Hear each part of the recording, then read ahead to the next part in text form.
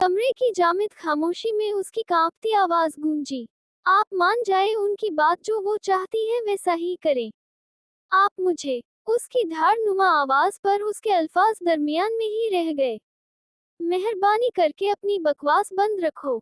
उसकी बेतुकी बात उसे गुस्सा दिला गई। उसकी धार पर वो सहम कर 2 कदम पीछे हटी।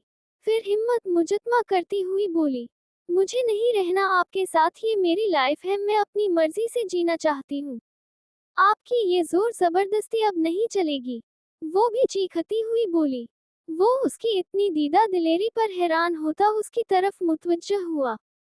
तुम्हारा दिमाग खराब हो चुका है, जब ठिकाने पर आएगा तब बात करना। वो उसे हाथ से साइड पर हटाता आगे की तरफ बढ़ा। वो भागती हुई फिर से उसके सामने आई। मेरा दिमाग बिल्कुल ठीक है, मुझे अभी आपसे बात करनी है। उसने गुस्से से सुर्ख होती आंखों से उसे घूरा। वो एक पल सहम सी गई थी। क्या उसने ये बात छेड़ के सही किया था? उसे सिर्फ अपनी तकलीफ नजर आ रही थी। सामने खड़े वजूद को उसकी बातों से कितनी तकलीफ हुई होगी, ये तो उसने सोचा ही न था। मुझे तुमसे इस किस्म की कोई उम्मीद नहीं थी। तुम सोच भी नहीं सकती तुम्हारी बातों ने मुझे कितनी तकलीफ दी है। वो बगैर उसकी मजीद कोई बात सुनता बाहर की तरफ बढ़ गया। उसके बाहर निकलते ही वो सिसकते हुए नीचे बैठती चली गई। रफ्ता रफ्ता उसकी सिसकियों की आवाज बुलंद होती चली गई। कोई मुझे नहीं समझता, आप भी नहीं। वो रोती हुई खुद से शिकवा कुना थी। उस वक्त जैसे वो सबसे खफा थी। समझते क्या है खुद को? मैं उनके लिए मरी जा रही हूँ।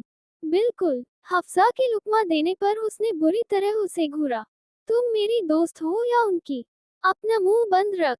वो चिढ़ती हुई बोली। मुझे देखकर उनके माथे पर ऐसे बल आ जाते हैं। और उस मेकअप की दुकान से कैसे हंस हंस कर बात कर रहे थे। देखा था तुमने? वो उसकी तरफ मुड़ती हुई बोली। हफ्सा ने कुछ कहने के लिए मुंह खोलना चाहा, जब वो एक दफा फिर नॉन स्टॉप शुरू हो चुकी थी। तुमने कैसे देखा होगा, तुम थोड़ी न वहां थी।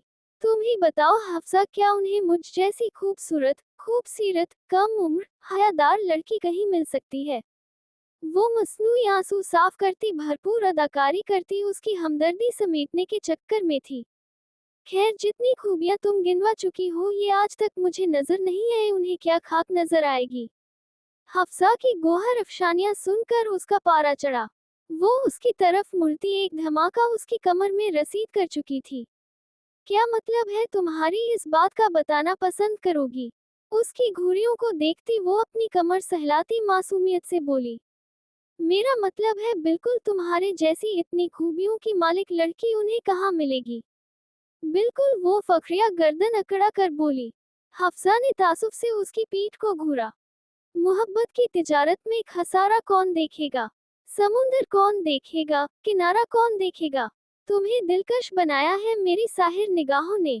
मेरे अंदाज से चेहरा तुम्हारा कौन देखेगा? ये कारजार इश्क है, अपने पराए एक हैं। तीर किसने किसको मारा कौन देखेगा? तू बिछड़ेगा, तेरे हमराह जाएंगी मेरी आंखें। तुम्हारे आने जाने का नजारा कौन देखेगा? जो आशिक है वो जाएगा अगर सुहानी पुकारेगी। बिफरते तेज दरियाओं का धारा कौन देखेगा? जरा सा फासला होता है मिलने में बिछड़ने में। तेरी खातिर ट्रैफिक का इशारा कौन देखेगा? वो मुसलसल एक ही जाविये पर बैठी उसे घूरने में मसरूफ थी, जब उसकी दोस्त मलाइका ने उसे टहोका दिया। महानूर, खुदारा अपनी निगाहों को काबू करो। आंखें खोलो और अपने और उसके बीच के फर्क को समझने की कोशिश करो। वो तो दोस्ती भी हैसियत देखकर करता है, तुम्हें लगता है वो तुमसे मोहब्बत जैसे जज्बे में बंधेगा? वो तुमसे दोस्ती करना भी पसंद नहीं करेगा। महानूर ने चेहरा मोड़कर खुफी से उसे घूरा। उसकी घुड़ियों को देखती हुई वो एक दफा फिर बोली। मैं तुम्हारी मुखलिस दोस्त हूँ, इसलिए कह रही हूँ। यूं कह लो, तुम्हें हकीकत का आईना दिखा रही हूँ। मुझे लगता है मलाइका मेरी मोहब्बत की शिद्दत को देखते हुए वो मुझे कबूल कर लेगा। वो आस से बोली। ये तुम्हारी खाम ख्याली है, वो तासुफ से बड़बड़ाई। वो देखो, महानूर आज भी तुम्हें ही देख रही है। उसने हारिब की तवज्जो कुछ फासले पर बैठी महानूर की तरफ दिलवाई। हारिब ने एक नजर भी महानूर पर डालना गवारा न किया। पागल है वो लड़की, उसे लगता है वो ये सब करके मुझे इम्प्रेस कर लेगी, तो ये उसकी गलत फहमी है। उसके और मेरे स्टेटस में जमीन आसमान का फर्क है। एक मामूली से ड्राइवर की बेटी है, तुझे लगता है कि मैं कभी उसके बारे में सोच भी सकता हूँ? वो नखवत से सिर झटकता हुआ बोला। वैसे सोचने वाली बात है कि इन मिडिल क्लास लड़कियों को मोहब्बत भी अमीर लड़कों से होती है। सब ड्रामे हैं। अमीर लड़कों को फंसा कर अमीर होने का प्लान है और कुछ नहीं। तेरी जगह में होता तो अच्छी खासी बातें सुनाता इस सरफेरी को। उसकी बात पर अरसम जवाबन बोला, छोड़ उसे, चल कैंटीन पर चलते हैं। सर के क्लास से जाते ही हारिब बोला। हारिब और अरसम रिश्तेदार होने के साथ साथ बचपन के दोस्त भी थे। इन दोनों के वालिद कजन थे और साथ साथ बिजनेस पार्टनर भी थे, इसीलिए दोनों घरों में आना जाना लगा रहता था। इसके अलावा एक ही स्कूल में पढ़े थे। उसके बाद कॉलेज भी एक ही था। अब वो दोनों 4 साल से पढ़ाई के सिलसिले में यूरोप में ही मुकीम थे। ये उनका आखिरी साल था। दोनों का तालीम मुकम्मल करते ही वापस जाने का इरादा था। हारिब की वालिदा कुछ मॉडर्न सी और स्टेटस कॉन्शियस थी। उन्होंने अपनी सोच कुछ हद तक उसमें भी मुंतकिल कर दी थी। ये भी छोटी छोटी बातों में स्टेटस को दरमियान में ले आता था। हारिब की देखा देखी अरसम भी वैसा ही हो गया था। एक तो आला खानदान का टैग, दूसरा दोनों ही एक से बढ़कर एक पर्सनैलिटी रखते थे। इनकी ड्रेसिंग भी बाकमाल होती थी। कुछ लड़कियों का आगे पीछे घूमना इन्हें मगरूर कर गया था। अब देखना यह था कि अपनी इस मगरूरियत में वो कितना नुकसान उठाते हैं, या इनकी जात किसी और के लिए तकलीफ का बाइस बनने वाली थी। उसकी लैंड क्रूजर ऑफिस की आलीशान बिल्डिंग के सामने आकर रुकी। ड्राइवर गाड़ी रोकता जल्दी से बाहर निकला। मुअद्दब से उसकी साइड का दरवाजा खोला। गाड़ी से उतरकर उसने एक नजर कलाई पर बंदी घड़ी पर डाली, फिर शाहाना चाल चलता अंदर की तरफ बढ़ गया। सारा स्टाफ उसके आने पर अलर्ट हो चुका था। वो मुस्कुराकर हर एक के सलाम का जवाब देता अपने कैबिन की तरफ बढ़ गया। उसकी स्टडी कंप्लीट हुए 2 साल हो गए थे। सब बड़ों के मशवरे पर इस्लामाबाद वाली नई ब्रांच में उसे भेज दिया गया था। अपनी जहानत की बिना पर कंपनी को पीक पर पहुंचा चुका था। सूरज की रोशनी हर सू फैली सुबह होने का पता दे रही थी। रोशनी की किरणें इस खूबसूरत सफेद बंगले पर पड़ती एक खूबसूरत मंजर पेश कर रही थी। ये बंगला जितना बाहर से खूबसूरत था, अंदर से भी उतना ही आलीशान था। इस आलीशान से घर में 2 फैमिलीज रहती थी। वजाहत साहब और आमना बेगम का एक ही बेटा था, जुहान वजाहत, जो घर का पहला चश्म व चिराग था। 2 साल से अपनी स्टडी कंप्लीट करके वो बिजनेस के सिलसिले में इस्लामाबाद में ही मुकीम था। वजाहत से छोटे शहरयार थे जिनकी शरीक हयात सारा बेगम थी। इनकी 2 औलादें थी। हारिब, जो इस वक्त स्टडी के लिए यूरोप में मुकीम था, उससे छोटी और घर भर की लाडली मनसा, जो यूनी के पहले साल में थी। वो कब से यहाँ खामोश बैठी अपनी किस्मत पर मातम कुना थी। उसे यहाँ बैठे 1 घंटे से ऊपर का वक्त गुजर चुका था। उसका नाम निहात शौहर उसे यहाँ बिठाकर भूल गया। उसे सब में अपनी वाइफ के तौर पर इंट्रोड्यूस करवाते हुए शर्माती थी। वो उसे यहाँ बिठाकर किसी लड़की के साथ मसरूफ हो चुका था। वो मॉडर्न सी लड़की जिसके सामने वो खुद शायद कुछ भी न थी, दूसरी उसमें मौजूद खामी उसे सबके सामने शर्मिंदा करवाती थी। वो उसकी अयाश तबीयत से बखूबी आगाह थी। हर महीने वो एक नई लड़की के साथ होता था, पर घर वालों के सामने वो एक शरीफ इंसान था। उसे मालूम था कि वो अगर उन्हें उसके बारे में बता भी दे तो कोई भी उस पर यकीन नहीं करेगा। उसे तो वो सिर्फ मजबूरी के तहत साथ लाता था। उसे नफरत थी उस इंसान से जो उसका हमसफर था।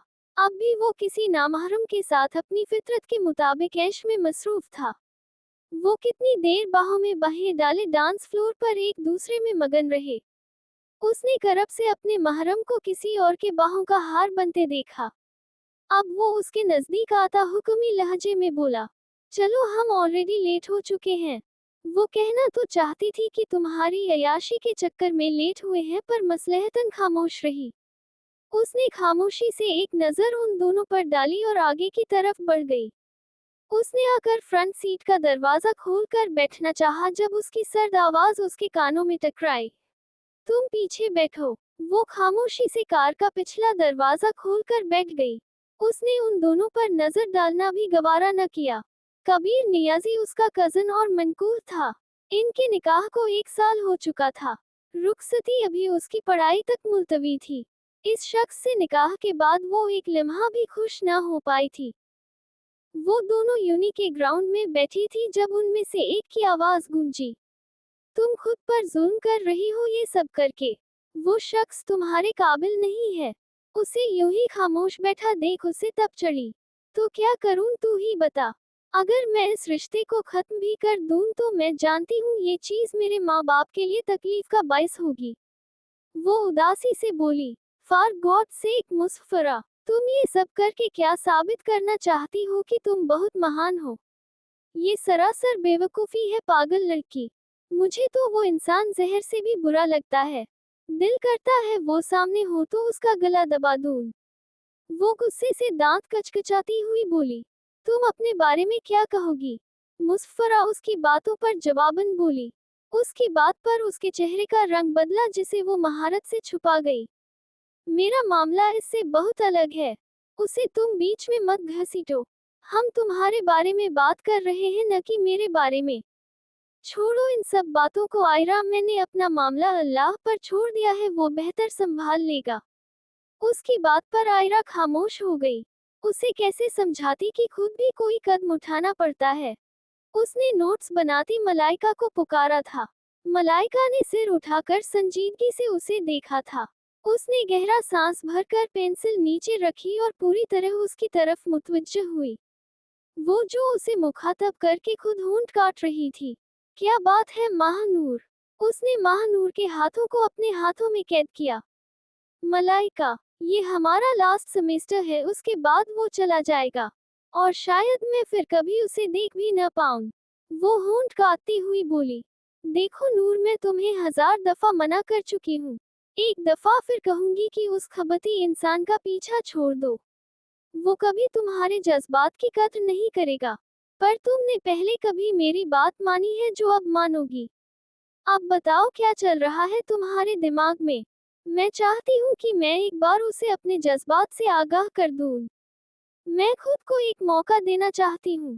क्या पता जैसा हम सोच रहे हो वैसा न हो। वो आंखों में एक चमक लिए बोली। मलाइका ने उसकी बेतुकी बात पर उसे घूरा। तुम पागल तो नहीं हो गई कि अपनी बनी बनाए इज्जत खराब करना चाहती हो। मलाइका को उसकी बात जरा भी पसंद नहीं आई। मेरी बात समझो नूर, मैं तुम्हारे भले के लिए कह रही हूँ कि हमारे सेमेस्टर के कुछ दिन हैं, उसे सुकून से गुजार कर वापस जाओ। यकीन मानो अपने घर जाकर जब तुम अपनों के दरमियान होगी तो तुम्हें ये शख्स याद भी नहीं रहेगा।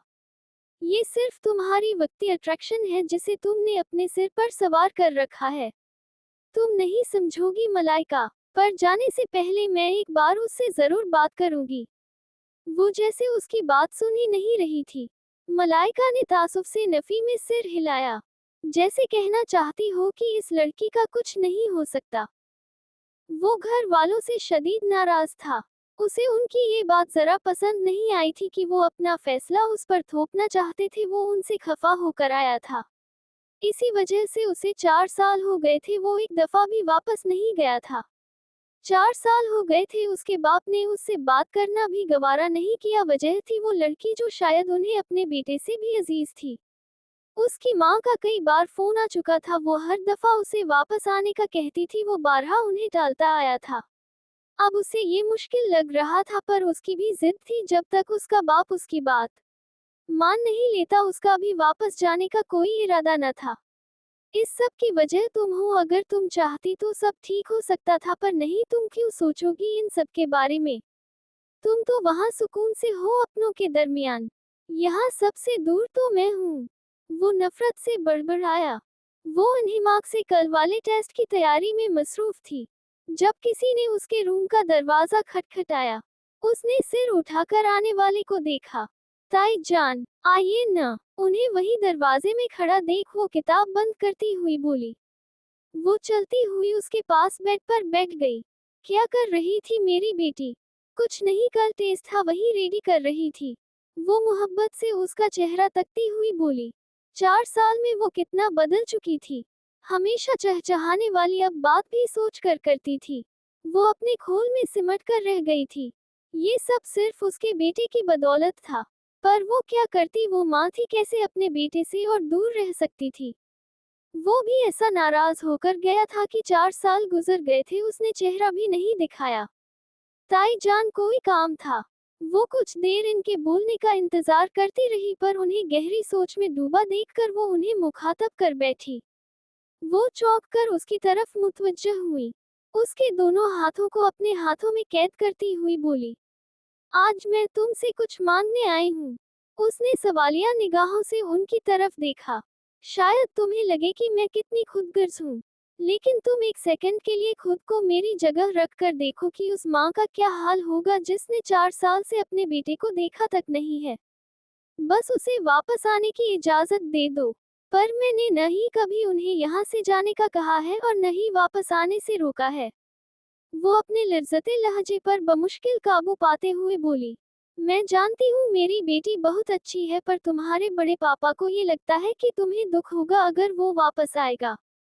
वो अपनी जिद के इतने पक्के हैं कि इन 4 सालों में उन्होंने एक दफा भी उससे बात नहीं की। मैं जानती हूँ कि वो उसे बेहद याद करते हैं, पर कभी कहेंगे नहीं, ये सोचकर कि तुम्हारे साथ ज्यादती न हो जाए। वो जो खामोशी से लब काटती उनकी बातें सुन रही थी, उनके खामोश होने पर बोली, आप मुझसे क्या चाहती हैं? क्या तुम मेरी खातिर एक बार अपने बड़े पापा से बात कर सकती हो कि तुम्हें कोई एतराज नहीं है अगर वो वापस आ जाए? आप खुद उन तक मेरी बात पहुंचा दें। मुझे वाकई कोई एतराज नहीं है। तुम्हें लगता है मैंने ये कोशिश नहीं की, 1000 दफा उनसे बात कर चुकी हूँ, पर वो इस बारे में बात ही नहीं करते।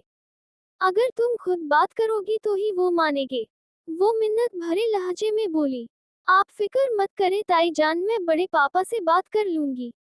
शुक्रिया मेरी बच्ची। वो मोहब्बत से उसका माथा चूमकर बाहर निकल गई।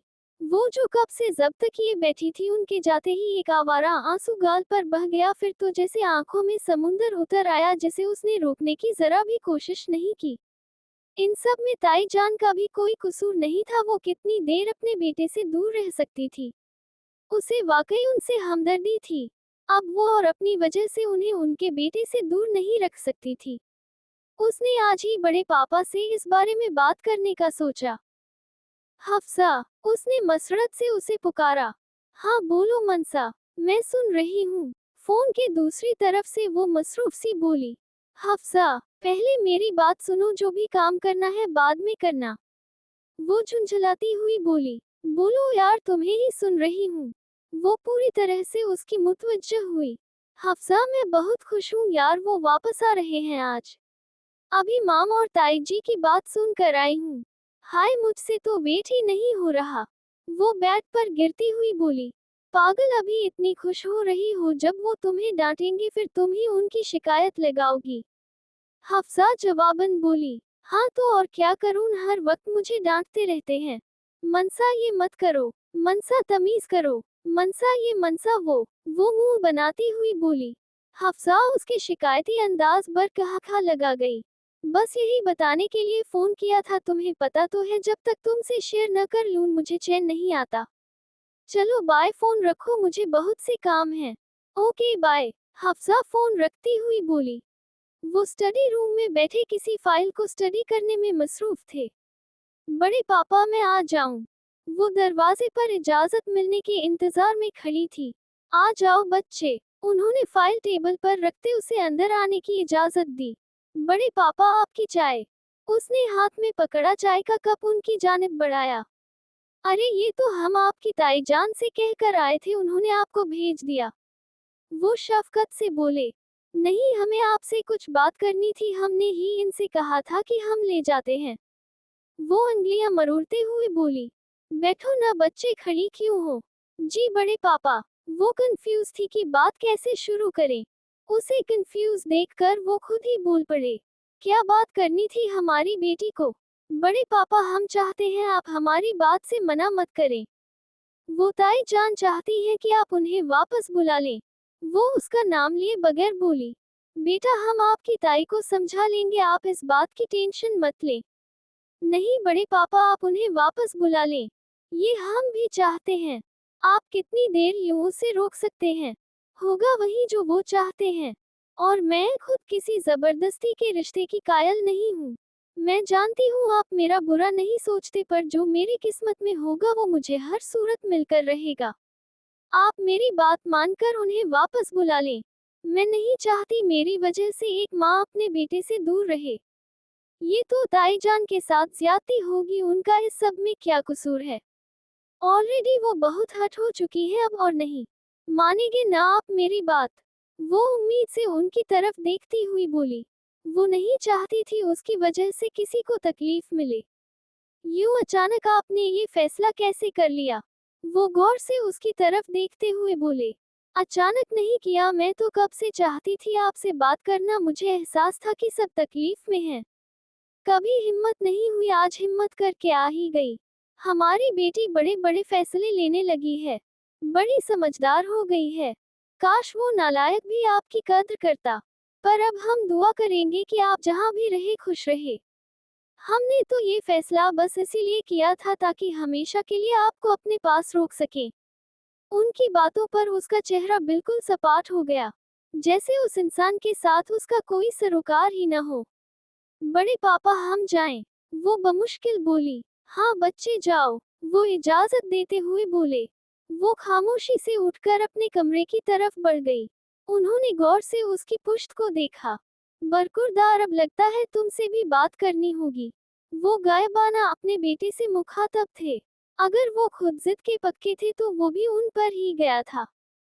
तू पागल है खबती इंसान, तेरी वजह से मुझे भी 4 साल हो गए हैं मैं घर नहीं गया।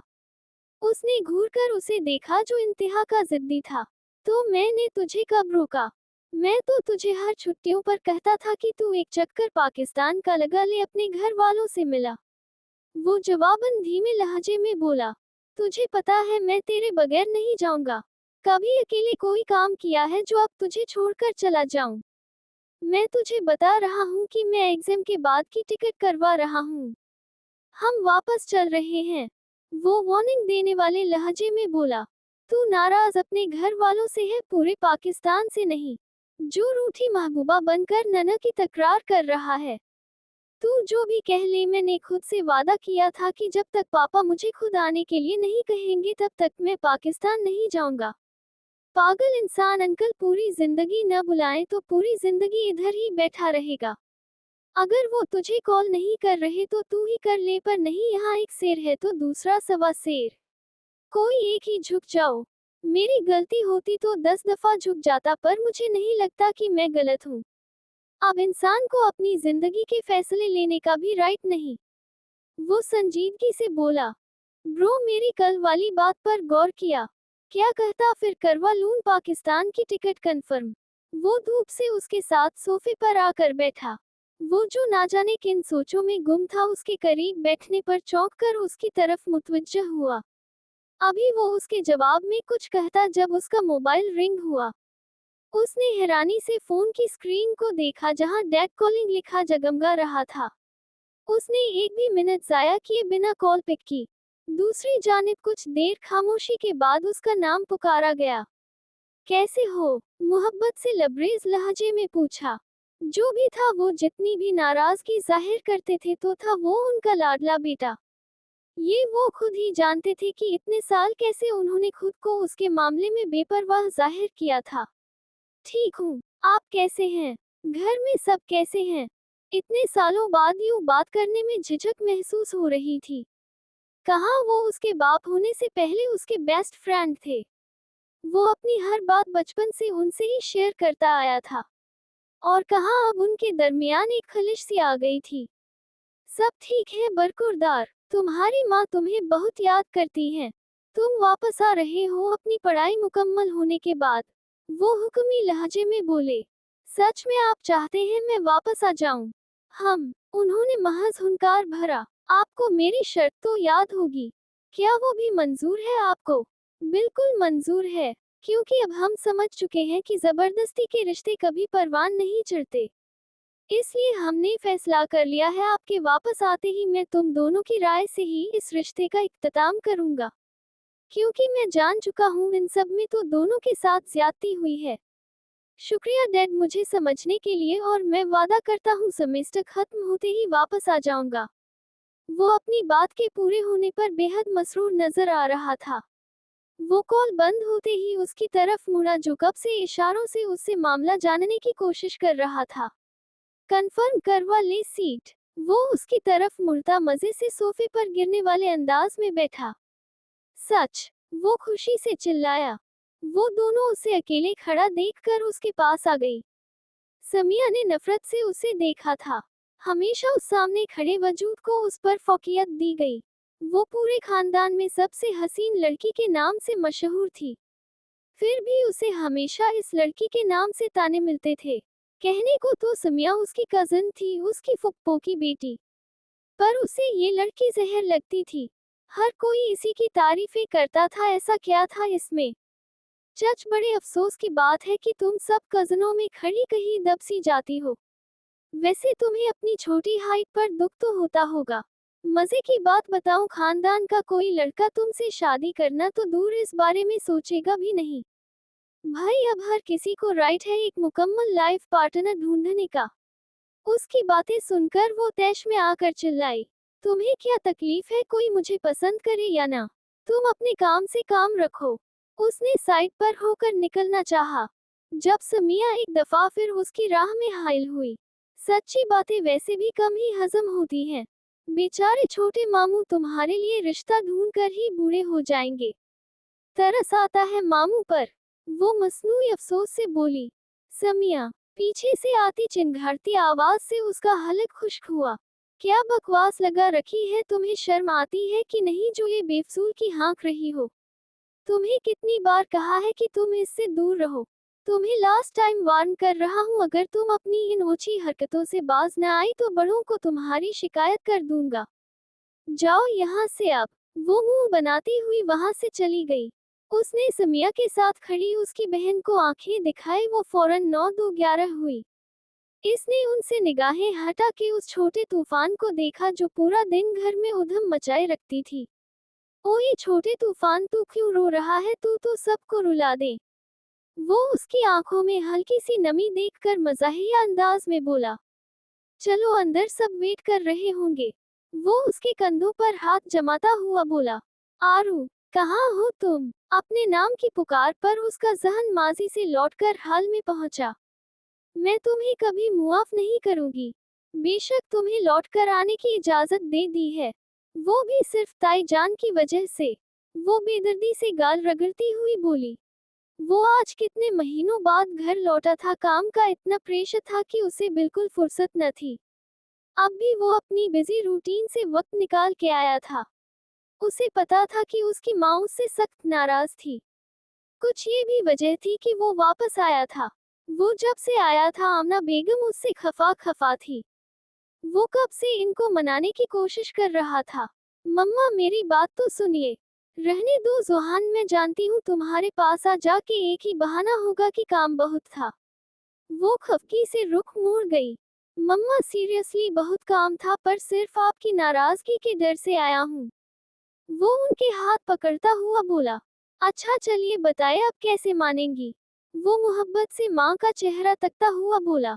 तुमने पहले कभी मेरी बात सुनी है जो आप सुनोगे? वो नाराजगी जताते हुए बोली। मम्मा आप हुक्म करें। वो सीने पर हाथ रखता नीचे की तरफ झुकता हुआ मजाहिया अंदाज में बोला। ठीक है, मैंने अब फैसला कर लिया है कि तुम्हारी शादी करवा कर ही यहाँ से भेजूंगी। मेरी शादी कहाँ से आ गई? वो चौंक कर बोला। और क्या तुम्हारा प्लान है बूढ़े होकर शादी करने का? अगर मेरी नाराजगी दूर करनी है तो हाँ कर दो। पहले तो तुम्हारे पास बहाना था कि तुम सेटल्ड नहीं हो, अब तो ऐसा कुछ भी नहीं है। ऐसे लग रहा था कि जैसे वो फुल तैयारी के साथ आई थी। जुहान बेचारा बुरा फंसा था। मम्मा फिलहाल इस टॉपिक को क्लोज कर दे, फिर बात करेंगे। बिल्कुल भी नहीं, आज ही बात होगी। अगर तुम्हें कोई पसंद है तो बता सकते हो। वो दो टूक लहजे में बोली। ओके, जैसे आपको ठीक लगे, और मुझे कोई नहीं पसंद। वो हार मानने वाले अंदाज में बोला। सच? वो एक्साइटेड सी बोली। मेरा प्यारा बेटा, मुझे पता था तुम मेरी बात टाल ही नहीं सकते। वो उसका माथा चूमती बाहर की तरफ बढ़ गई। वो उनके पल पल बदलते अंदाज पर हैरान होता हौले से हंस दिया। इस वक्त सारी फैमिली एक साथ जमा थी। वजह आज की दावत थी जो कबीर की प्रमोशन की सूरत में थी। 2 साल हो गए थे उसे इस कंपनी में काम करते हुए। कबीर और मुज़फ़्फ़रा दोनों ही मिडिल क्लास फैमिली से बिलोंग करते थे। मिडिल क्लास फैमिली से बिलोंग करने के बावजूद उसके शौक बड़े थे। अक्सर पार्टीज में वो अपने दोस्तों से कार एक दिन के लिए उधार लेता था ताकि सबके सामने खुद को अमीर साबित कर सके। मुज़फ़्फ़रा अपने माँ बाप की इकलौती औलाद थी। उसके वालिद पिछले कई सालों से एक अमीर व कबीर फैमिली के यहाँ ड्राइवर की नौकरी करते थे। पिछले साल एक एक्सीडेंट में उनकी दोनों टांगें नाकारा हो चुकी थी। तब से मुज़फ़्फ़रा अपनी स्टडी के साथ कुछ ट्यूशन वगैरह भी देती थी। जहाँ उसके वालिद ड्राइवर थे वहीं मजबूरन उसकी माँ को काम करना पड़ा। वो लोग भी काफी अच्छे थे, उन्होंने इनका इस मुश्किल वक्त में काफी साथ दिया। अब ये लोग वहीं उनकी एनेक्सी में रिहाइश पजीर थे। ये भी उन लोगों के लिए गनीमत था। इस मुश्किल वक्त में उसके चचा चची ने थोड़ी बहुत मदद करना चाहिए, लेकिन मुज़फ़्फ़रा ने उन लोगों से किसी भी तरह की मदद लेने से इनकार कर दिया। आज भी उसका यहाँ दावत में आने का कोई इरादा न था, पर उसकी माँ उसे जबरदस्ती भेज चुकी थी। उनका कहना था कि ये उसके ससुराल का मामला है, उसे जरूर जाना चाहिए। उसकी चची बेहद इसरार करके गई थी। वो खुद तो बेहद बिजी थी पर उसे भेज चुकी थी। उसकी चची उसे देखकर निहाल हो चुकी थी। वो मुज़फ़्फ़रा को बिल्कुल बेटियों की तरह चाहती थी। उनकी खुद की कोई बेटी न थी। वो अपने सारे अरमान इस पर मोहब्बत निछावर करके निकाल लेती थी। कबीर और उसके दरमियान इस रिश्ते की वजह भी वही थी। कभी कभी उसका दिल चाहता था वो सबके सामने उसकी हकीकत इजहार कर दे, पर फिर अपने बाबा की हालत और घर के हालात उसे खामोश करवा देते थे। चची, मैं आपकी मदद करवा दूं? वो चची के पास किचन में आती हुई बोली, जहां तकरीबन सारी खवातीन मौजूद थी। नहीं मेरी जान, सारा खाना बाहर का है, तुम कहाँ इधर बूढ़ों में आ रही हो? ऊपर चली जाओ, सब वही हैं। पर चची, मैं यही ठीक हूँ, वो झिझकती हुई बोली। अरे जाओ बच्चे, तुम यहाँ बैठकर क्या करोगी? जाओ शाबाश। जी वो सिर हिलाती ऊपर की तरफ बढ़ गई। वो सब जो छत पर जमा थे उसे आता देख कुछ सेकंड के लिए खामोश होकर फिर से शुरू हो चुके थे। वैसे कबीर, तुम्हें इसमें क्या नजर आया? एक कजन उसे देखकर तंजिया अंदाज में बोली। मुझे नहीं माम को, वो बेनियाजी से बोला। नहीं यार ये मत कह, यहाँ खड़ी इन चुड़ैलों से 100 गुना प्यारी है भाभी जी, और साथ में तुझे एंटरटेन भी करती रहेगी। कबीर, जज जी, वो उसके बोलने के अंदाज की नकल उतारता कमीनगी से बोला। फिर तो जैसे सबके ही न खत्म होने वाले कहा कहे शुरू हो चुके थे। मुज़फ़्फ़रा ने भीगी निगाहें उठाकर अपने मजाजी खुदा को देखा जो किसी को मना करने की बजाय खुद भी सब में शामिल था। उसे अपनी जात की इस कमी से खुद भी नफरत थी। क्यों वो सब की तरह परफेक्ट न थी? क्यों उसे बोलने में दिक्कत होती थी? बचपन से ही उसे बोलने में दिक्कत होती थी। जब सब बच्चे उसका मजाक उड़ाते तो वो रोती हुई अपनी माम के पास जाती थी जो उसे हर दफा एक नए तरीके से समझाती थी। जब वो थोड़ी बड़ी हुई तो वो अपनी बात अपने तक ही महदूद रखने लगी। उसकी माम अक्सर उसे कहती थी कि देखना मेरी बेटी के लिए शहजादा आएगा। तुम में कोई कमी नहीं, लेकिन अगर तुम्हें लगता है कि तुम में कमी है तो वो तुम में मौजूद कमी को देखकर भी तुम्हें अपनाएगा, तुमसे मोहब्बत करेगा, और जो तुम्हारा मजाक बनाएगा तुम्हारी खातिर उससे लड़ेगा। मॉम देख ले, शहजादा तो आ गया मेरी लाइफ में, लेकिन वो भी सबके जैसा निकला। वो कबीर का हसीन चेहरा तकती हुई बड़बड़ाई। मामा आपने गलत कहा था। वो आंखों में नमी लिए उसके कमरे की क्या उसके घर की दहलीज भी पार कर गई। आजिज़ी के लिबास में दिलों के यजीद हैं लोग। हाय जी, वो बगैर नॉक किए उसके कमरे में दाखिल हुई। जुहान ने माथे पर बल डालकर उसे घूरा। तुम्हें तमीज नहीं है मनसा? किसी के रूम में दाखिल होने से पहले परमिशन लेनी चाहिए। ये बात तुम्हें कब समझ आएगी? और ये जी क्या होता है? हाँ, मैं तुमसे कितना बड़ा हूँ, ऐसे अच्छा लगता है कि तुम मुझे नाम से बुलाओ। पर मैं तो आपसे मिलने आई थी। आप हमेशा ही ऐसे डांटते हैं मुझे। वो जो यूनी से सीधा उसके कमरे में आई थी मिलने, उसके यूं बुरी तरह झिड़कने पर मुंह लटकाती हुई बोली, ओके सॉरी, अब नहीं आती आपके रूम में। वो मुंह बिसुरती दरवाजे की तरफ बढ़ी। उसे यूं रोने वाला मुंह बना के वापस जाता देखकर वो नरमी से बोला, मनसा मेरा इरादा आपको डांटना नहीं था, मैं तो बस समझा रहा था। चलो छोड़ो इन सब बातों को, कैसी हो? वो फौरन चहकती हुई बोली, मैं बिल्कुल ठीक हूँ। उसे क्या पता था वो लड़की पूरी ड्रामा क्वीन थी। वो अपने ग्रुप में बैठा यूनी के आखिरी दिनों को एंजॉय कर रहा था। इनके लास्ट सेमेस्टर के पेपर्स का आज इख्तिताम हो चुका था।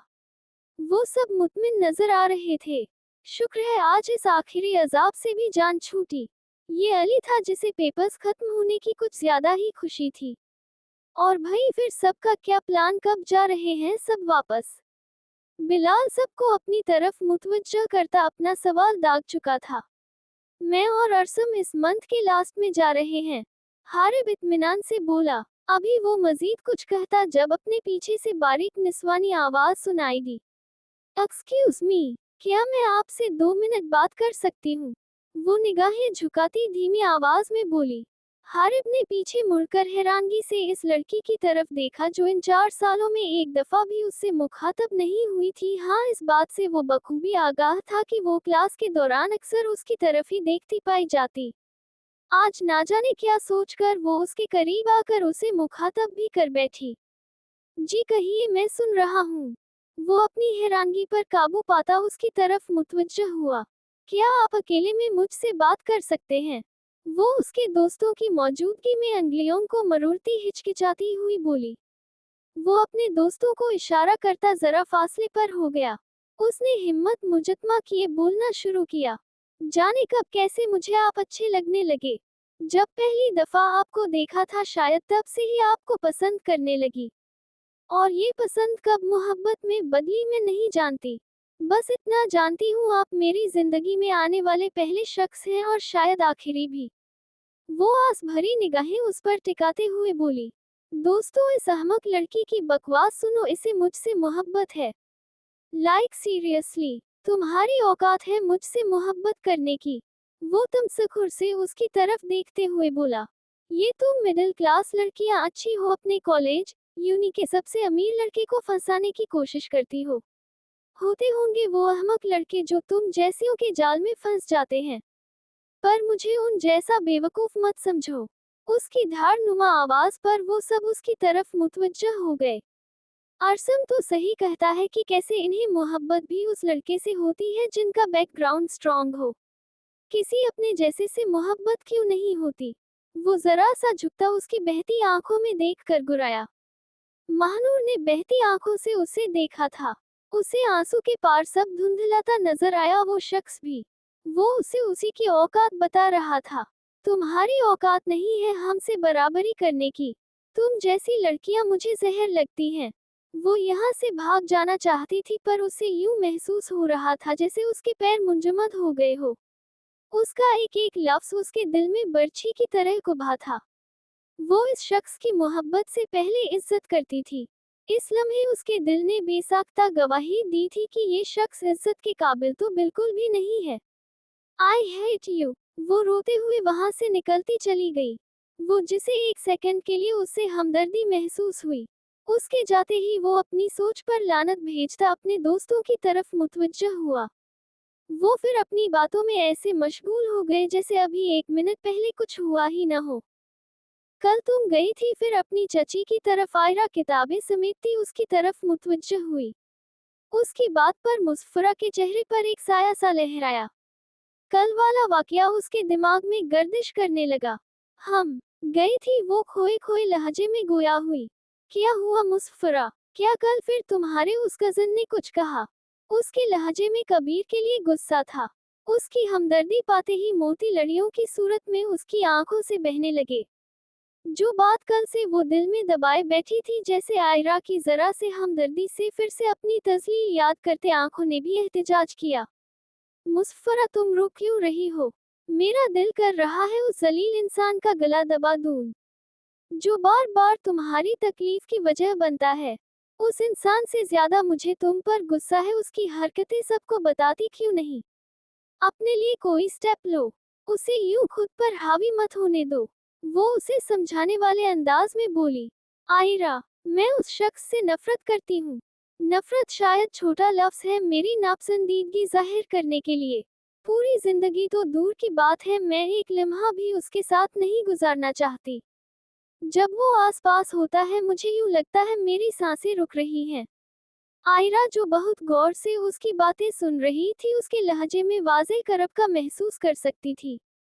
वो तो मेरा महरम है ना आयरा? उसने आयरा से तस्दीक चाही। आयरा ने मैकेनिकी अंदाज में हाँ में सिर हिलाया। फिर उसके साथ कभी मुझे तहफ़्फ़ुज़ का एहसास क्यों नहीं हुआ? क्यों जब वो मुझे देखता है उसकी आंखों मेरे लिए इज्जत क्यों महसूस नहीं होती, सिर्फ हवस महसूस होती है? आयरा वो ऐसा क्यों है? वो हाथों में चेहरा टिकाए शिद्दत से रो दी। आयरा बेसाख्ता आगे बढ़ती उसे खुद से लगा गई। कुछ देर आंसू बहाने के बाद वो पीछे होती सीधी होकर बैठ गई। अब तुम क्या चाहती हो? आयरा ने सवालिया निगाहों से उसकी तरफ देखा।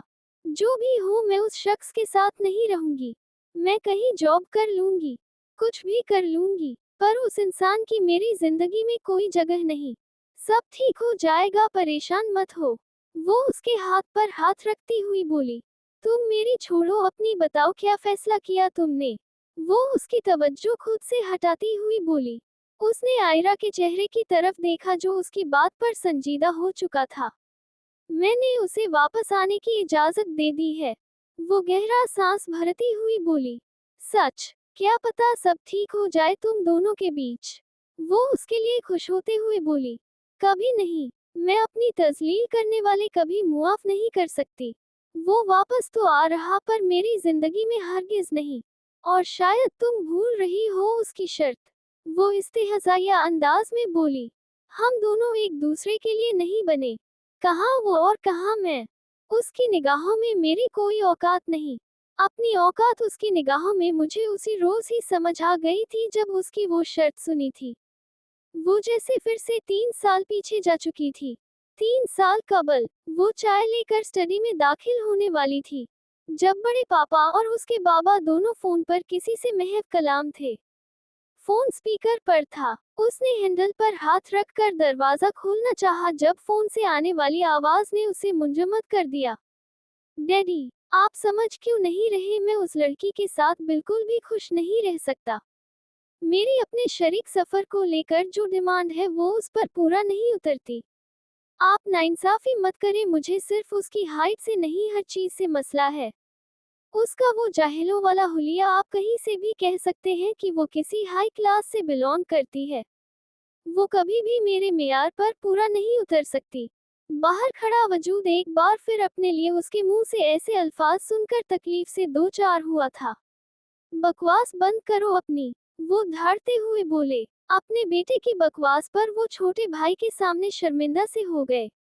मेरी बात सुन ले डैडी, मैं वापस उसी सूरत में आऊंगा जब आप मुझसे वादा करेंगे कि आप मुझे इस रिश्ते से आजाद कर देंगे। बरकुरदार, मेरी तरफ से तुम कभी भी वापस मत आओ। वो धारते हुए फोन बंद कर चुके थे। वो भी वही दरवाजे से पलट गई। इस शख्स से नफरत कुछ और गहरी हुई थी। ये वो शख्स था जो उससे दोस्ती का दावेदार था, आज वो उसके लिए सिर्फ वो लड़की बनकर रह गई थी। वो सोचों से निकलती हाल में लौटी थी।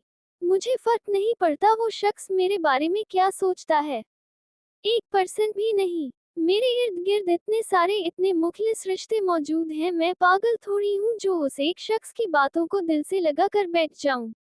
वो गहरा सांस भरती हुई बोली। वो आज अपनी मम्मा के इसरार पर किचन में उनके साथ मौजूद थी। उनके साथ किचन में हाथ बटाने की कोशिश कर रही थी। जब आमना बेगम हंसते हुए किचन में दाखिल हुई। सारा, मैं आज बेहद खुश हूँ। वो होठों पर मुस्कुराहट लाते हुए बोली। हमें भी बताएं खुशी की खबर। सारा बेगम काम छोड़कर उनकी तरफ मुतवज्जह हुई। सारा, बात ही खुशी की है। तुम्हें पता है जुहान शादी के लिए मान गया। बस अब जल्द से जल्द एक अच्छी लड़की देखकर उसकी शादी करवा देते हैं। मैं चाहती हूँ कि इस दफा वो इस्लामाबाद अकेला न जाए। ये तो अच्छी बात है भाभी। चलो इसी बहाने घर में कुछ हल्ला गुल्ला भी हो जाएगा। हाँ, ये तो सही कहा तुमने। अच्छा ये बताओ, इस रिश्ते के लिए मेरी भांजी हादिया कैसी रहेगी? उन्होंने सवालिया निगाहों से सारा की तरफ देखा। जी भाभी बहुत अच्छी लड़की है, सुलझी हुई भी है, हमारे जोहान के साथ बहुत अच्छी लगेगी। वो खुशदिली से बोली। वो दोनों अपनी बातों में मसरूफ थी, इस बात से अनजान कि उनकी बातों से पीछे खड़े वजूद की क्या हालत हो रही है। मनसा आमना बेगम की बात सुनकर साकित रह गई। कैसे वो शादी के लिए हाँ कर सकते हैं? हरगिज नहीं। वो बिफरी हुई शेरनी की तरह किचन से आंधी तूफान की तरह निकलती ऊपर की तरफ बढ़ गई। उसे क्या हुआ? ऐसा भागी है जैसे जलजला आ गया हो। आमना बेगम फिक्रमंदी से बोली। छोड़िए भाभी, वो तो है ही पागल। फिर कोई और पटांग हरकत याद आ गई होगी। आप चलिए, हम ये बात भाई साहब से भी कर लेते हैं। वो उनका हाथ थामती किचन से निकल गई। वो सीढ़ियों से भागती उसके कमरे के सामने आकर रुकी। उस कश्मकश में थी कि आया उसे अंदर जाना चाहिए या नहीं, उससे ये बात करनी चाहिए या नहीं। फिर अपने दिल की आवाज पर लब्बैक कहती वो धाड़ की आवाज से दरवाजा खोलकर अंदर दाखिल हुई। जुहान जो लैपटॉप पर बिजी था, उसने आने वाले को नागवारी से देखा। वो समझ तो गया था कि आने वाला कौन हो सकता है। मनसा कितनी बार समझाना पड़ेगा कि किसी के रूम में कैसे आते हैं। उसके लहजे में वाज़ेह नागवारी थी। वो उसे मजीद बातें सुनाता जब उसकी निगाहें उसकी रोई रोई आंखों पर पड़ी। वो उसे डांटने का इरादा तर्क करता उसके करीब आता फिक्रमंदी से बोला, What happened मनसा? वो चलता हुआ उसके सामने आकर खड़ा हो गया। मनसा ने शिकवे भरी निगाह उठाकर उसकी तरफ देखा। आप कैसे कर सकते हैं ये? क्या किया मैंने? वो हैरानगी से उसकी तरफ देखकर बोला, आप कैसे ताए अम्मी को रिश्ते के लिए हाँ कर सकते हैं? वो भराई हुई आवाज में बोली, ओ गॉड, अब तुम्हारा क्या ख्याल है मैं पूरी जिंदगी कुंवारा ही रहूंगा? वो कहखा लगाता हुआ बोला। पर दूसरी तरफ से मुसलसल खामोशी और रोने की आवाज सुनकर संजीदा हुआ। आप ये शादी नहीं कर सकते।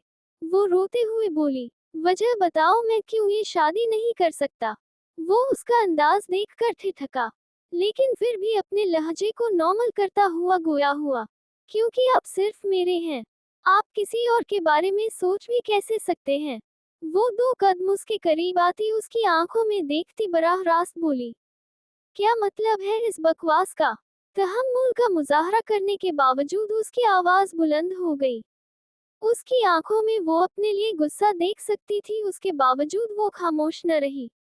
मैंने अपने साथ हमेशा से सिर्फ आपको सोचा है, सिर्फ आपसे मोहब्बत की है। आप समझते क्यों नहीं? वो बेबसी से बोली। तुम अपनी बकवास बंद करो और दफा हो जाओ यहाँ से। फिलहाल मैं किसी भी बकवास सुनने के मूड में नहीं हूँ। वो अंगली से उसे बाहर की जानिब इशारा करता हुआ बोला, मैं नहीं जाऊंगी जब तक आप मेरी बात नहीं मान लेते। वो डिठाई से गोया हुई। उसकी बातें सुनकर उसका गुस्सा सवा नेज़े पर पहुंच चुका था।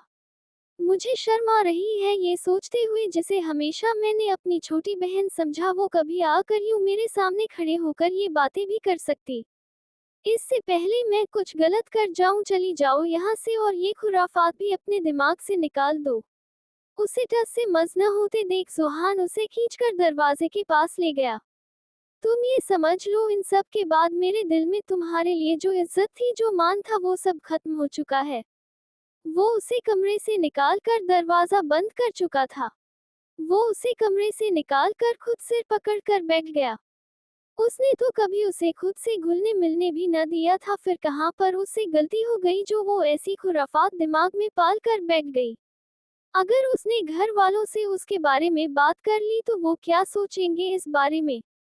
ऐसी सोचें मुसलसल उसके दिमाग में आ रही थी। वो छटांग भर की लड़की पता नहीं क्या खुराफात पालकर बैठी थी। उसे भनक तक न हो सकी। अगर उसे बर वक्त इल्म हो जाता तो वो उसी वक्त उसे टोक देता। जो भी था, उसे जल्द से जल्द मनसा से बात करनी थी कि वो अपनी ये और पटान ख्वाहिशात घर में किसी से भी शो मत करे। फिलहाल उसका किसी से भी बात करने का इरादा नहीं था। मुझे यहाँ आना ही नहीं चाहिए था, आते ही ये सब हो गया। इससे अच्छा तो था मैं मम्मा के कहने पर भी न आता। वो ये सोच सोचकर झुंझला रहा था। वो दोनों यूं अचानक बगैर बताए आकर सबको सरप्राइज देना चाहते थे। इसीलिए उन्होंने किसी को इन्फॉर्म ही न किया था।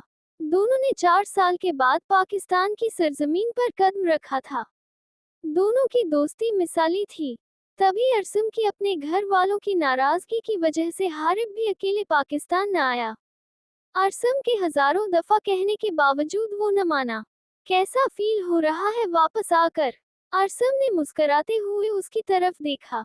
जाहिर सी बात है अच्छा फील हो रहा है, कौन अपने वतन अपने घर अपनों के दरमियान आकर अच्छा फील नहीं करेगा। हारिब इर्द गिर्द टैक्सी की तलाश में निगाहें दौड़ाता हुआ बोला। जब किसी को इन्फॉर्म नहीं किया था तो जाहिर सी बात थी कि खुद ही जाना था। उसने हाथ के इशारे से एक टैक्सी रोकी, फिर अरसम को इशारा करता टैक्सी की तरफ बढ़ गया। अरसम भी उसके पीछे हो लिया। दोनों का घर एक ही कॉलोनी में था। उनकी दोस्ती की एक बड़ी वजह दोनों के वालिद की दोस्ती थी। अरसम और उसके वालिद आपस में कजन होने के साथ बिजनेस पार्टनर भी थे। सलाम बाबा। वो गार्ड को सलाम करता गेट खोलने का इशारा कर गया। हारिब बेटा आप ऐसे अचानक? घर पर बता देते कोई लेने आ जाता, आपने क्यों जहमत की? आपको देखकर बेहद खुशी हुई। सब आपको बेहद याद करते थे। आप भी तो कितने अरसे के बाद आए हैं। बस खान बाबा मैं तो आना चाह रहा था पर कुछ वजूहात की वजह से नहीं आ पाया। वो उन्हें तफसीलात से आगाह करता अंदर की जानिब बढ़ गया। उसने हौले से लाउंज में कदम रखा। खाली लाउंज देखकर उसने बुरा सा मुंह बनाया। बैग नीचे रखता वो अंदर आ गया। गांव वासियों, कोई है गांव में तो इस गरीब मुसाफिर की मदद ही कर दो, वो शरारती आवाज में बोला। मनसा जो उस वक्त नीचे ही मौजूद थी उसकी आवाज सुनकर बाहर आ गई। भाई, वो उसे देखकर खुशी से चिल्लाई। तकरीबन सभी लाउंज में आ गए थे। मनसा खुशी से उससे लिपट गई। भाई मैंने आपको बेहद मिस किया। जब भी मैंने आपको बुलाया आप आए क्यों नहीं? वो शिकवा करती हुई भराई हुई आवाज में बोली। सॉरी गुड़िया, वो उसका सिर थपथपाते हुए बोला। कैसे हो ब्रो? जुहान जो सबकी आवाजों से लाउंज में आ गया था उससे पूछता हुआ बोला। मनसा ने उसकी आवाज सुनकर मजीद अपना मुंह हारिब के सीने में दिया। मैं बिल्कुल ठीक भाई, आप कैसे हैं? गुड़िया बाकी सबसे तो मिलने दो। वो मोहब्बत से उसके सिर पर बोसा देता हुआ बोला। वो खामोशी से निगाहें झुकाए साइड पर हो गई। हारिब आगे बढ़ता जोहान के गले लग गया। फिर बारी बारी सबसे मिलकर कुछ देर उनके साथ वहीं बैठ गया। वो जो कल से ही बुखार में फूंक रही थी जिसकी वजह से सब घर वाले परेशान थे, अब थोड़ी सी तबीयत संभलते ही वो कमरे से बाहर आ गई थी और यहाँ आकर उसे कितना अच्छा सरप्राइज मिला था। उसका प्यारा भाई उन्हें सरप्राइज देने पहुंच गया था। मनसा मेरी जान तबीयत ठीक है जो यूं कमरे से बाहर आ गई हो? सारा बेगम फिक्रमंदी से अपनी लाडली का चेहरा देखती हुई बोली जो बुखार की वजह से अब भी सुर्ख हो रहा था। जुहान ने बस एक नजर उसके चेहरे की तरफ देखा, फिर एक्सक्यूज करता वहां से उठकर चला गया। मनसा ने उसका यूं खुद को इग्नोर करना अच्छे से महसूस किया था। क्या हुआ मेरी गुड़िया को? हारिब उसे हिसार में लेता फिक्रमंदी से बोला। कुछ नहीं भाई, हल्का सा बुखार है, ये सब एवी टेंशन ले रहे हैं। वो फिलहाल सारी सोचे जहन से झटकती हुई बुझे बुझे लहजे में बोली। वो चाह कर भी खुद को हर्षोल्लास जाहिर न कर सकी। तुम न अपना ख्याल नहीं रखती, अब मैं आ गया हूँ न तुम्हारा ख्याल रखने के लिए। मनसा उसकी बात पर हल्का सा मुस्कुराई। उसे मालूम था उसके वापस आने से अगर घर में कोई हकीकतन खुश होगा तो वो सिर्फ उसकी माँ होगी, क्योंकि जाते हुए वो जो ड्रामा घर पर लगा के गया था उसके बाद वो किसी से उम्मीद भी नहीं रख सकता था कि वो उसके आने पर खुश होंगे। उसने अंदर कदम रखकर निगाह इर्द गिर्द दौड़ाई थी, सामने ही उसकी मम्मा किसी को डांटने में मसरूफ थी। ताशा क्या करती हो? कब से कहा हुआ है कि चाय अपने बड़े साहब के कमरे में दे आओ पर तुम कभी कोई काम ढंग से नहीं कर सकती। वो चुपके से चलता पीछे से उनके गले में बाहें डाल गया। आयरा अभी मैं गुस्से में हूँ, अभी जरा मुझे इस ताशा की खबर लेने दो। वो जैसे ही पीछे मुड़ी वो अपनी जगह साकित रह गई। उन्हें अपनी आंखों पर यकीन न आया कि उनका इकलौता लख्त जिगर वापस आ गया है और उनके सामने खड़ा है। अरसम, वो कपकपाते हाथों से उसका चेहरा थामती रुंधी हुई आवाज में बोली। वो उनकी कैफियत समझता उन्हें खुद से लगा गया। कैसी हैं आप? वो मोहब्बत से अपनी जन्नत को देखता हुआ बोला। उसे एहसास था कि इन सब की वजह से उसकी मम्मा के साथ नाइंसाफी हुई है। शदीद नाराज हूँ तुमसे। झगड़ा तुम्हारा तुम्हारे बाप से था और तुम मेरे कहने पर भी एक बार भी मुझसे मिलने न आए। अब भी न आते। वो उसका हाथ झटकती हुई बोली, सॉरी मम्मा। वो कान पकड़ता मासूम सा मुंह बना कर बोला, मैं जानता हूँ कि मुझसे गलती हुई है। प्लीज मुआफ कर दे अपने अरसम को। उन्हें वही 4 साल पुराना अरसम याद आ गया, जो उन्हें यूं ही मनाता था। वो उसके हाथ कान से हटाती हुई बोली, सिर्फ एक शर्त पर मुआफ करोगी अगर तुम मुझसे वादा करो कि जो भी हो आइंदा तुम मेरी बात नहीं टालोगे, घर से दूर नहीं जाओगे। पक्का प्रॉमिस यंग लेडी। वो लाड से उनके कंधे पर सिर रखता हुआ बोला, तुमने बताया क्यों नहीं कि तुम आने वाले हो? बस आपको सरप्राइज देना चाहता था। वो कंधे उचकाता हुआ बोला। अभी वो बातों में मसरूफ थे जब दरवाजे से असद चाचू और उसके डैड अंदर आते हुए नजर आए। वो अपनी बिजनेस की गुफ्तगू करते हुए अंदर आ रहे थे जब इब्राहिम साहब उसकी पुकार पर थमे थे। डैड। वो उन्हें पुकारता कदम कदम चलता उनके नजदीक आया। असद साहब के चेहरे पर संजीदगी छा गई। कभी वो वक्त था कि वो उनका लाडला था, पर जब से उसने उनकी लाडली बेटी की तजलील की थी उसका दिल दुखाया था, तब से वो उससे फासला इख्तियार कर गए। कैसे हैं डैड? मैं ठीक हूँ। वो ये दो अल्फाज अदा करते उसका कंधा थपथपाते अपने कमरे की तरफ बढ़ गए। उनके इस रूखे अंदाज पर अरसम कुछ मायूस सा हुआ। उनके रिश्ते में कितनी बड़ी खलीज आ गई थी। इन सब की वजह उसे सिर्फ और सिर्फ आयरा लगी। वो सिर झटकता असद साहब की तरफ मुतवज्जह हुआ। अभी वो कुछ कहता कि वो बगैर उसे देखे वहां से निकलते चले गए। अरसम सबके रवैयों से मायूस सा हुआ। लुबना बेगम उसका मायूस सा चेहरा देखती उसके नजदीक आ गई। तुम फिक्र मत करो, देखना सब ठीक हो जाएगा। जाओ तुम जाकर फ्रेश हो जाओ, मैं तुम्हारी पसंद का खाना बनवाती हूँ। वो इस बात में सिर हिलाता सीढ़ियां चढ़ता अपने रूम की तरफ बढ़ गया। इब्राहिम और असद साहब दो भाई थे जो शहरयार साहब हारिब के वालिद और वजाहत साहब जोहान के वालिद के कजन और बिजनेस पार्टनर थे। इब्राहिम साहब की शरीक सफर लुबना बेगम थी, जिनकी एक ही औलाद थी अरसम, जो 4 साल बाद तालीम मुकम्मल करके लौटा था। इब्राहिम साहब से छोटे असद साहब थे, जिनकी शरीक हयात लाइबा बेगम थी, उनकी भी एक ही औलाद थी, आयरा। आयरा और अरसम का निकाह बचपन में उनके दादा की ख्वाहिश पर कर दिया गया था। 4 साल पहले तक वो दोनों इस बात से अनजान थे, लेकिन 4 साल पहले जब वो और हारिब अपनी तालीम के सिलसिले में यूरोप जाना चाहते थे, तब उनकी ख्वाहिश थी कि उनके निकाह का बाकायदा ऐलान कर दिया जाए ताकि सब खानदान वाले इस रिश्ते से आगाह हो जाएं, पर वो निकाह की बाबत सुनता हत्थे से उखड़ गया। वो सब घर वालों से नाराज होकर यहाँ से चला गया। इन सब में वो ये बात भूल चुका था कि जिसे वो सजा दे रहा था उसका इन सब में कोई कसूर नहीं था। वो भी इस रिश्ते से उतनी ही अनजान थी जितना वो था, पर इस सब के बावजूद वो उसकी बुरी तरह जलील कर चुका था। बार बार उसकी जात की नफी करता वो उसे खुद से बेहद मुतनफिर कर चुका था। अब ये देखना था कि उनके रिश्ते का क्या अंजाम होने वाला था। आयरा घर नहीं चलना। आखिरी पीरियड खत्म होते ही सारी क्लास तकरीबन खाली हो चुकी थी। मुसफरा सारी बुक्स समेटती उसे वहीं बैठा देखकर बोली। आयरा चौंक कर उसकी तरफ मुतवज्जह हुई। क्या हुआ आयरा? मुसफरा उसके साथ बैठती उसका हाथ थामती हुई बोली। कुछ नहीं, बस ये सोच सोच कर वहशत हो रही है कि उसे वापस आने की इजाजत मिल गई है। वो आज नहीं तो कल वापस तो आएगा। एक दफा फिर मेरी जात की खामियां गिनवा कर इस रिश्ते से रिहाई चाहेगा। तो क्या तुम उससे मोहब्बत करती हो? मुसफरा झिझकती हुई अपनी बात मुकम्मल कर गई। उसे लगा शायद वो इस बात पर उदास है कि वो आकर उनके दरमियान मौजूद इस पाकीज़ा रिश्ते को खत्म न कर दे। हरगिज नहीं। तुम्हें लगता है मैं ऐसे इंसान से मोहब्बत करने की गलती कर सकती हूँ जो यूं सबके दरमियान मेरी तजलील कर गया?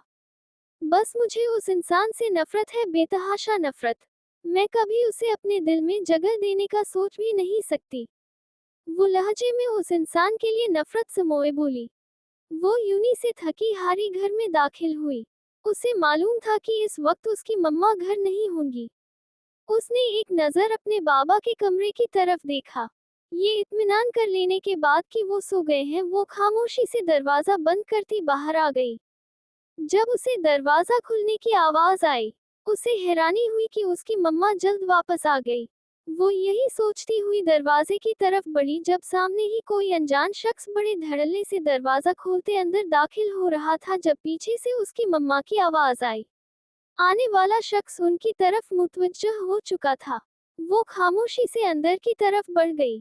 साहब जी, कुछ चाहिए? वो झिझकती हुई बोली। वो उसे अंदर घर में देख चुकी थी कि वो इस घर का छोटा बेटा है। ज़ुहान को तो वो जानती थी। वो भी 6-7 माह के बाद चक्कर लगाता था। वो ये बात तो जानती थी कि उनका एक बेटा तालीम के सिलसिले में बाहर था। उसका जिक्र घर में अक्सर होता था, जो आज ही अपनी तालीम मुकम्मल करने के बाद वापस आया था। नहीं, कुछ नहीं चाहिए, वो मैं तो एनेक्सी का चक्कर लगाने आया था। वो साहब जी, अब ये एनेक्सी हमारे ज़ेर इस्तेमाल है। वो बात करते कुछ झिझक सी रही थी, कहीं उसे किसी बात पर गुस्सा न आ जाए। ओहो सॉरी, मुझे नहीं पता था, क्योंकि जब मैं गया था तब तक तो ये एनेक्सी खाली थी। मुझे लगा अभी भी ये खाली ही होगी। मैं चलता हूँ, मैं तो बस यूं ही घूमने आया था। वो खामोशी से बात करता आगे की तरफ बढ़ गया। मम्मा, बहुत भूख लगी है। वो 10 मिनट पहले ही यूनी से वापस आई थी। वो फ्रेश होकर सीढ़ियों से उतरती चिल्लाई थी। वो तेजी से सीढ़ियां उतरती नीचे की तरफ आ रही थी जब ऊपर आने वाले वजूद से टकराई थी। क्या मसला? सामने वाले वजूद को देख उसकी बात दरमियान में रह गई थी। उसे अपने हवास मुंजमद होते महसूस हुए। सामने वाला वजूद भी उसे देखकर थम गया था। उसे कहीं से भी वो पुराने वाली आयरा न लगी। बेपरवाह हुलिये में रहने वाली इस वक्त मुनासिब से ड्रेस में सादगी के बावजूद भी बेहद अच्छी लग रही थी। जब आखिरी बार उसे देखा था, उसे याद था उसके बाल बमुश्किल कंधों तक आते जो इस वक्त कमर के नीचे तक लहरा रहे थे। आयरा खुद पर काबू पाती एक साइड से होती वहां से निकलती चली गई। उसने नोट किया था वो पहले से ज्यादा खूबरू हो गया था। उसने सिर झटकते अपनी सोचों पर काबू पाया। अरसम की निगाहों ने दूर तक उसका पीछा किया।